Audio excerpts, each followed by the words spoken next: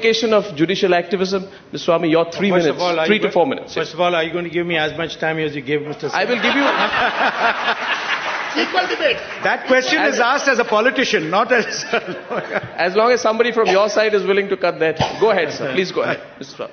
Well, first of all, this topic is framed in with loaded words. The words activism, compromise, these are loaded words, and I don't want to take up time explaining what the definitions of these terms mean. But it's a well-known fact that the Constitution is the supreme document, and all institutions draw their position and power from the Constitution. But the judiciary has been given the responsibility to interpret the Constitution. This responsibility is not with any other, whether it's executive or parliament and so on. They have no right to interpret the Constitution, only the judiciary can. So there's a very direct responsibility placed on the judiciary to intervene where the Constitution is not being followed. Now I have 4 questions. First is that if the government fails to act, then what does a citizen have by way of relief? I had filed a petition recently where I had written to the government saying that Ram Setu is an ancient monument and it should be recognized as an ancient monument and declared a national heritage monument. The government came to the court and said, we will not say yes, no, or be neutral. Now, how do I get relief? The only way I can get relief is by the court intervenes and says, as the court did, they said, if you don't take a stand, then we will hear Mr. Swamy and give our decision. So here is a case where the government is not doing its duty. It's not a question of the judiciary impinging on the government's activity. The government has abdicated, and therefore the judiciary has to see that my constitutional rights are protected. Second question, if there is something arbitrary and illegal, how do I rectify it? In the 2G matter which you mentioned, Mr. Raja issued a press release on 10th of January 2008 at 2:45 p.m.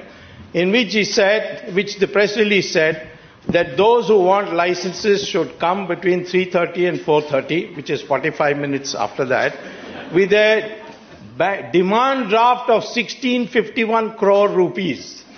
Now, I can't get a 1 crore demand draft in 10 days. How can anybody in 45 minutes get 1651 crores?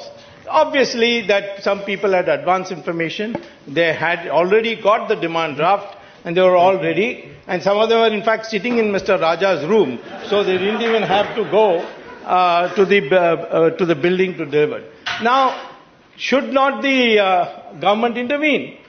Such a huge loss was caused. And a minister called Mr. Kapil Sibal says that the loss was 0. People said he's not to be blamed because he doesn't know how to count beyond 0.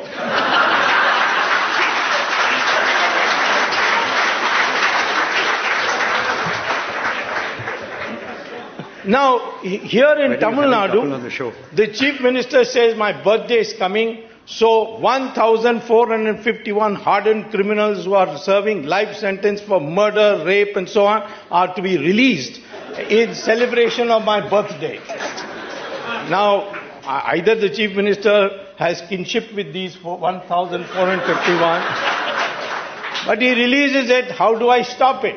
I have to go to court and say that my fundamental right has been affected. And the courts have intervened and they are now considering the matter. So therefore to say Lakshman Rekha, let me say here too, had Sita not crossed the Lakshman Rekha, Ravan would never have been killed. So sometimes crossing of Lakshman Rekha is necessary.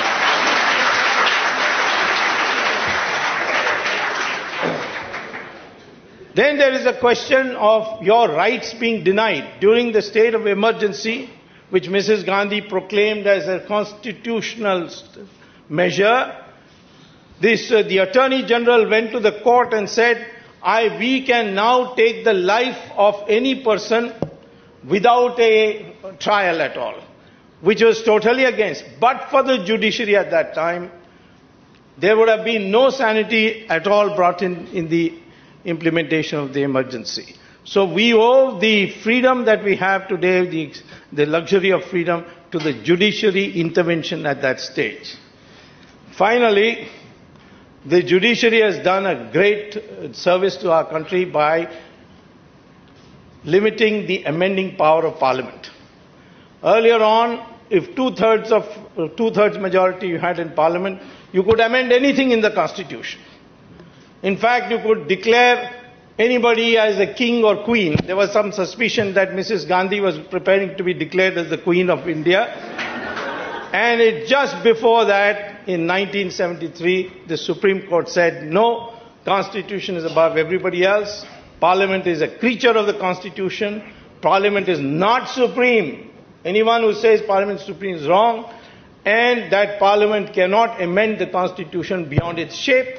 There is a basic structure, and that basic structure has to be maintained. So therefore, if this is what you call as judicial activism, and if this is what you call as compromise, very good, that's what we want.